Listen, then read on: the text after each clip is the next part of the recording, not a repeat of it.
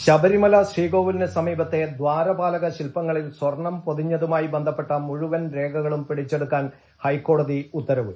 Chief vigilance security ഓഫീസർക്കാണ് Devaswom bench നിർദ്ദേശം നൽകിയത്.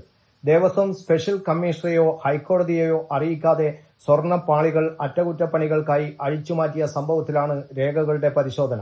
എത്ര സ്വർണം ഇവിടെ ഉണ്ടായിരുന്നു എന്നതടക്കം പരിശോധിച്ചുറപ്പിക്കേണ്ടതുണ്ടെന്ന് ദേവസ്വം ബെഞ്ച് വ്യക്തമാക്കി.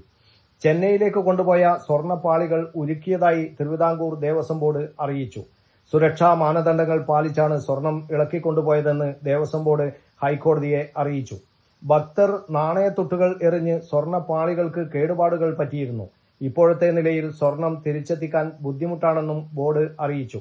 സ്വർണം തിരികെ എത്തിക്കണം എന്ന് ആവശ്യപ്പെടുന്നില്ലെന്നും രേഖകൾ പരിശോധിച്ച് വ്യക്തത വരുത്തേണ്ടതുണ്ടെന്നും കോടതി വ്യക്തമാക്കി. നടപടിക്രമങ്ങൾ പാലിക്കാതെ സ്വർണം കൊണ്ടുപോയതിൽ പിഴവ് പറ്റിയെന്ന് ദേവസ്വം ബോർഡ് അറിയിച്ചു. അതേസമയം സ്വർണം പൂശാൻ കൊണ്ടുപോയ സ്വർണ്ണപ്പാളി അടിയന്തരമായി തിരിച്ചെത്തിക്കണമെന്നില്ലെന്നും ഹൈക്കോടതി അറിയിച്ചു. എത്ര സ്വർണം മുമ്പ് ഉണ്ടായിരുന്നു എന്നതടക്കം പരിശോധിക്കട്ടെയെന്ന് കോടതി പറഞ്ഞു. അറ്റകുറ്റപ്പണിയുടെ സ്പോൺസറെ അടക്കം കക്ഷി ചേർത്തിട്ടുണ്ട്. News bureau, Kannur media.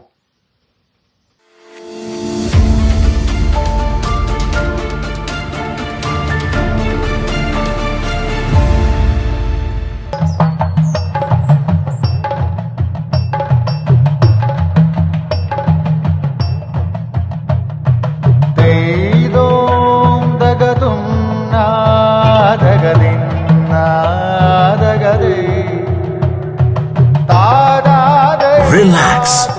Redefine yourself.